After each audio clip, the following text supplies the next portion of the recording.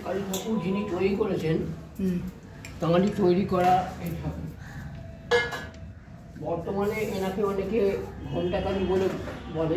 কি বলেন? ঘোমটা কালী। ঘোমটা কালী, আচ্ছা, এই যে ঘোমটা দেওয়া আছে। ঘোমটা দিয়ে থাকে। আচ্ছা। এনার বাসন্তী পুজোর পঞ্চমীর দিন এই মন্দির প্রতিষ্ঠা হয়েছে। ওই বাইরে গেটের সামনে ফলক আছে। আচ্ছা। ফলকে দেখতে পাবেন। মন্দিরের বিশেষ পুজো ওই বাসন্তী পুজোর পঞ্চমীর দিন পুজো হয়, মায়ের প্রতিষ্ঠা দিবস উপলক্ষে। এছাড়া কালী পুজোর দিন হয়, আর প্রত্যেক অমাবস্যায় মায়ের হোম হয়। আচ্ছা। এই ঘট খুবই জাগ্রত, মানে মাও খুবই জাগ্রত বলতে গেলে। আর ভেতর বাইরে যে হেরিটেজ সাইটের ফলকটা দেখলাম, ওখানে লেখা আছে যে ভবতারিণী, মানে কি? আচ্ছা, মানে দক্ষিণেশ্বরে তো করেছেন রানী রাসমণি দেবী। রানী রাসমণি এখানে স্বপ্নে পাওয়া ঠাকুর দীর্ঘদিনের। এটা ঘোষবাড়ির অংশ বলতে গেলে, এবং ঘোষবাড়ি হচ্ছে আপনার বীরেন্দ্র কৃষ্ণ ভদ্রের যে ভাগ্নে আছেন, আচ্ছা, তাঁরই বাড়ি এটা। মানে মহালয়া যিনি রিসাইট করেছিলেন, তাই তো? মানে আবৃত্তি করেছিলেন মহালয়া। হ্যাঁ হ্যাঁ, বীরেন্দ্র কৃষ্ণ ভদ্র। বীরেন্দ্র কৃষ্ণ ভদ্র ওনারই ভাগ্নের বাড়ি এটা। আচ্ছা। ভাগ্নের নাম মানব ঘোষ, উনি প্রয়াত হয়েছেন। আচ্ছা। এখন বর্তমানে ওনার স্ত্রী আছেন জয়তী ঘোষ, তিনি মন্দির দেখাশোনা করেন। আর আমরা ঠাকুরমশাই আছি এখানে, অনেক পুরনো একজন ঠাকুরমশাই ছিলেন অজয় ঠাকুরমশাই বলে, তিনি এই মন্দিরেই 3টে স্ট্রোক হয়ে শয্যাশায়ী বর্তমানে। আচ্ছা। কিন্তু তিনি ঘরে শুয়েই মায়ের দর্শন পান। আচ্ছা। কোথায় কি মন্দিরে কোথায় কি রাখছি না রাখছি সেগুলো তিনি বলে দিতে পারেন এখনো পর্যন্ত।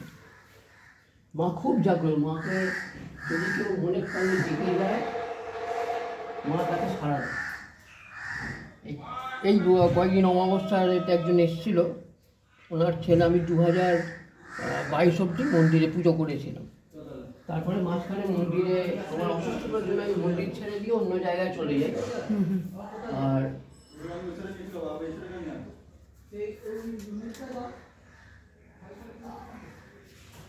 আর আপনার সেই সময় একজন ভদ্রমহিলা এসেছিলেন, তার ছেলে হারিয়ে গেছিল। আচ্ছা। তাকে আমি বলেছিলাম যে আপনি ভরসা করুন মাকে, আপনার ছেলেকে ফিরে পাবেন। 2023-এ ছেলে ফিরে আসে, তিনি আমাকে হন্য হয়ে খোঁজেন, পান না। আচ্ছা। এই অমাবস্যা আগের দিন এসে আমাকে দর্শন পায়, তবে ঠাকুর আপনি আসেন, আমার ছেলেকে পেয়েছি, আমি মাকে পুজো দেবো। আর মায়ের পুজো কিচ্ছু লাগবে না, অমাবস্যার হোম হবে, ছেলেকে আসবেন বসতে, শুরু হোমটা দিন। আচ্ছা, মানে প্রত্যেক অমাবস্যাতেই হোম হয়? মানে কখনো সারা রাত্রির ব্যাপী পুজো হয় নাকি? প্রত্যেক সন্ধ্যে 7টায় পুজো শুরু হয়। আচ্ছা। ওই 11টা অবধি হোম টোম হয়।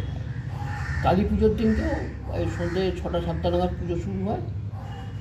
সকালবেলা চণ্ডী পাঠ হয়, সন্ধ্যেবেলা পুজো শুরু হয়, এবং আপনার ওই রাত্রিবেলা ওই খুব জোর 11টা কি 12টা হার্ডলি, মানে ওই যখন অমাবস্যা পড়ে সেই অনুযায়ী আর কি। এবারও তো তাড়াতাড়ি পড়েছে, সেই অনুযায়ী পুজো।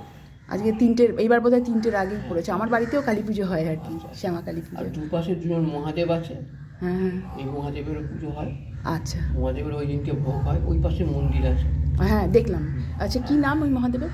মানে একজনের নাম হরেশ্বর, হরেশ্বর, আর একজনের নামটা আমি ঠিক মনে পড়ছে না। আচ্ছা। আর এখানে নারায়ণ আছে, মা লক্ষ্মী, ওই হাঁড়িতে মা লক্ষ্মী আছে, যেমন ঘরোয়া পুজো হয়। হ্যাঁ হ্যাঁ, বুঝতে পেরেছি।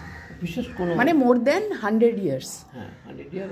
মায়ের ভোগ হচ্ছে ভিজে চাল। আচ্ছা, মানে রোজ রোজ এই ভোগই হয়? এই হচ্ছে ভোগ। আর বিশেষ দিনে মায়ের ভোগ হচ্ছে লুচি ভোগ, লুচি, তরকারি, চাটনি, বোঁদে, এই হচ্ছে ভোগ। এখানে অন্ন ঢোকে, অন্ন হয় না। আচ্ছা। অনেক আগে এই নাট মন্দিরে গান বাজনাও হতো। আচ্ছা, এখানেও হতো। মানে এই যে নাট মন্দির, হতো, এখানেও হতো। এবার বর্তমান পরিস্থিতি অনুসারে আস্তে আস্তে সব বন্ধ হয়ে যাচ্ছে, কিন্তু ওই মাঝে মাঝে যখন ইচ্ছে হয়, যখন একটা অনুষ্ঠান করলাম, কেউ গান গাইল। আচ্ছা, থ্যাংক ইউ।